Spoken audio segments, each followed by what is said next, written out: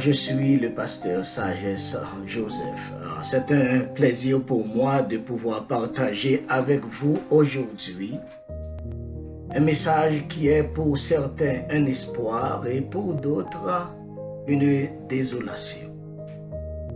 Mon désir est que ce message devienne un espoir pour tous ceux qui sont encore dans la privation spirituelle et pour les croyants et croyantes, qu'il renforce votre foi en notre Seigneur et Sauveur Jésus-Christ, à qui appartiennent la domination, la gloire et le règne.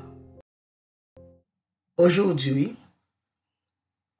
je vais vous entretenir sur la portion de l'Écriture qui se trouve dans Ésaïe, le chapitre 9, le verset 5, et Daniel, le chapitre 7, versets 13 et 14, qui se lit ainsi. Car un enfant nous est né, un fils nous est donné, et la domination reposera sur son épaule. On l'appellera admirable, conseiller, Dieu puissant, Père éternel, prince de la paix. Daniel 7, versets 13 et 14. Je regardais pendant mes visions nocturnes, et voici sur les nuées des cieux arriva quelqu'un de semblable à un fils de l'homme. Il s'avança vers l'ancien des jours, et on le fit approcher de lui. On lui donna la domination, la gloire et le règne, et tous les peuples, les nations et les hommes de toutes langues le servirent. Sa domination est une domination éternelle qui ne passera point, et son règne ne sera jamais détruit. Le concept sur lequel nous voulons attirer votre attention aujourd'hui est la domination de Christ. La domination de Jésus fut prédite par l'Ancien des jours, qui est Dieu, aussitôt que nos deux premiers parents chutèrent dans le jardin d'Éden. Après avoir appliqué sa sentence à tous les trois, Dieu s'adressa au serpent, qui est la figure de Satan le diable, en lui disant « Je mettrai inimitié entre toi et la femme, entre sa postérité et ta postérité. Celle-ci t'écrasera la tête et tu lui blesseras le talon. » Genèse, le chapitre 3, verset 15. Cette prophétie, mère de toute prophétie biblique, se verra réalisée sans équivoque il y a plus de 2020 ans déjà. Elle a été une déclaration formelle, directe et en présentiel, dont les témoins oculaires, Adam et Ève, ainsi que le serpent, furent trouvés inclusivement coupables de désobéissance et de mensonge envers Dieu.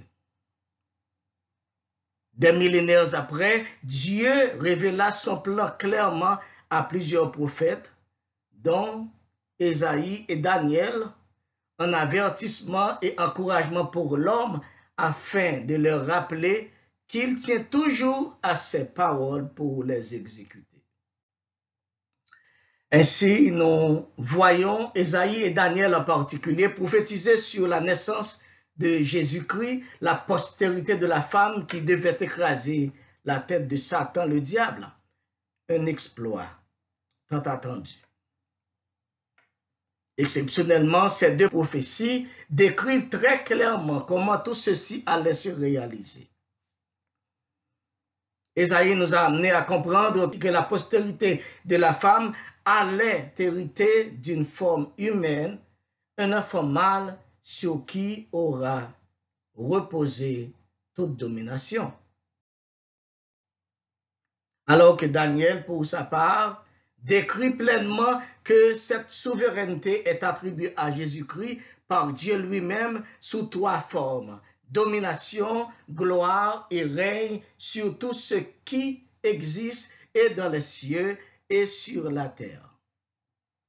Ceci implique, sans exception aucune, que tous les peuples, toutes les nations, tous les hommes, toutes les langues doivent le servir en s'inclinant devant sa majesté. Comment peut-on considérer l'impact de cette domination dans le monde d'aujourd'hui? Notons d'abord que le concept domination s'enracine dans le mot hébreu misra, dont l'équivalent est empire ou souveraineté, c'est-à-dire le pouvoir de maître, de seigneur sur ses auxiliaires, ses subordonnés. C'est en effet l'autorité pour gouverner ou exécuter ou faire exécuter. En effet, au-delà de toute limite, nous voyons réellement que Jésus est en action sur tout ce qui se met et dans le ciel et sur la terre, car il dessert toute autorité, tout pouvoir et toute puissance qui l'amène à avoir le contrôle sur l'univers entier. Car du fleuve de l'Euphrate et jusqu'aux confins de l'univers, sa domination est étendue. Zacharie précisa en disant: sa domination s'étendra d'une extrémité à l'autre, depuis le fleuve jusqu'aux extrémités de la terre. Zacharie 9, le verset 10b. Cette prophétie se concrétise par le biais de son Église, éparpillée de partout dans le monde, comme en déclare Éphésiens, le chapitre 1er, verset 22. Il a tout mis sous ses pieds et il a donné pour chef suprême à l'Église. En d'autres termes, l'Église est en effet une plantation de Jésus dans le monde pour servir de témoignage à sa domination. Ainsi, la présence de l'Église sur terre symbolise le pouvoir, la puissance et la souveraineté de Christ. Alors, si Jésus domine de par son Église, cela implique que l'Église est l'auxiliaire par lequel le monde doit voir manifester sa puissance tout entière. Quel privilège pour l'Église de Jésus-Christ de se voir tout mettre sous ses pieds à l'instar du Maître. Il a lui-même déjà assuré la sécurité de son peuple. Rien n'est plus convaincant d'entendre son roi déclarer fermement: « Moi, je dis que tu es Pierre, et sur ce roc, je bâtirai mon église, et les portes du séjour des morts ne prévaudront point contre elle. » Matthieu 16, verset 18. Combien de fois le monde des ténèbres cherche constamment à renverser le fondement de l'Église, mais en vain. Depuis la mort de Christ, la lutte se fut engagée contre elle, tant par des autorités civiles, religieuses, des philosophes et même la science, sans oublier le monde invisible, mais encore sans succès. Jésus domine aussi sur la nature. Jésus domine sur la nature au point qu'il a commandé au vent et à la mer agitée de se calmer. Et que tout se fait dans une complète soumission.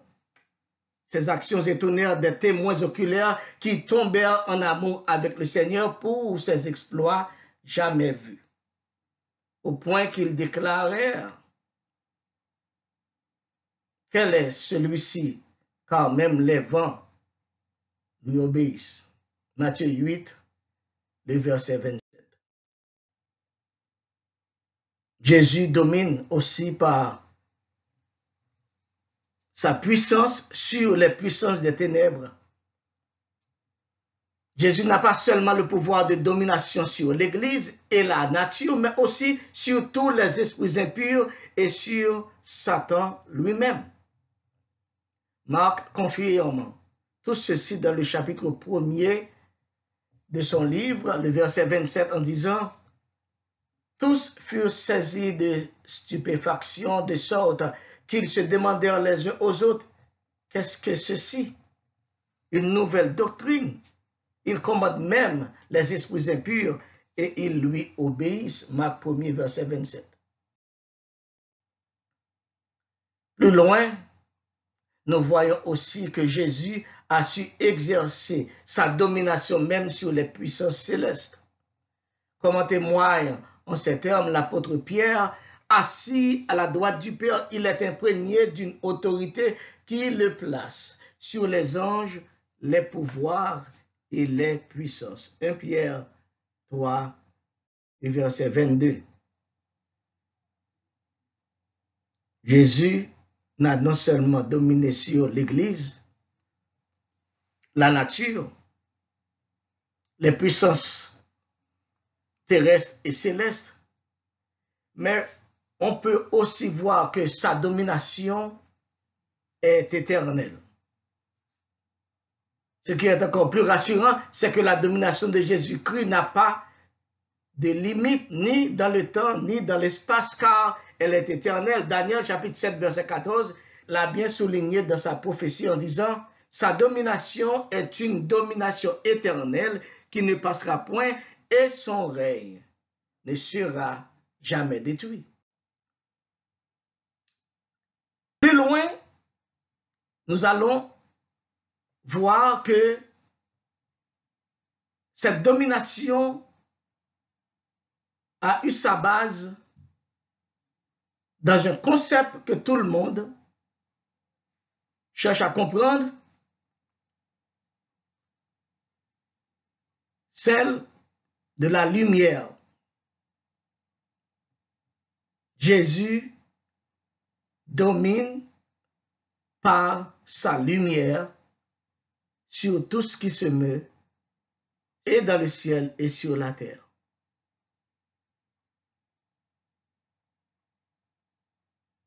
Il a dominé sur l'Église, les puissances terrestres, les puissances célestes. Sa domination n'a pas de limite et elle est éternelle. Mais la base centrale de sa domination s'enracine dans la lumière. Jésus a dit de lui-même, je suis la lumière du monde. Celui qui me suit ne marchera pas dans les ténèbres, mais il aura la lumière de la vie. Jean 8, le verset 12. Il a poursuivi en disant, je suis venu comme une lumière dans le monde, afin que celui qui croit en moi ne demeure pas dans les ténèbres. La lumière de Jésus-Christ a su transcender le monde visiblement et invisiblement. Il ne laisse personne indifférent. C'était la raison pour laquelle Jésus a laissé son trône pour venir secourir l'homme dont l'esprit a été complètement aliéné sous le fardeau du péché et de la colère de Dieu.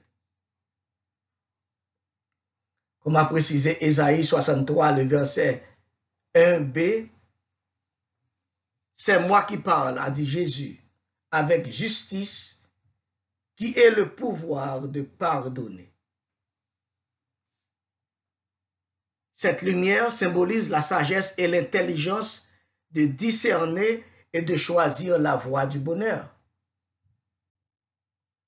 Là où règne la lumière de Jésus-Christ, les ténèbres ne peuvent plus survivre. Là où domine cette lumière, des changements se produisent même au-delà de toute volonté personnelle.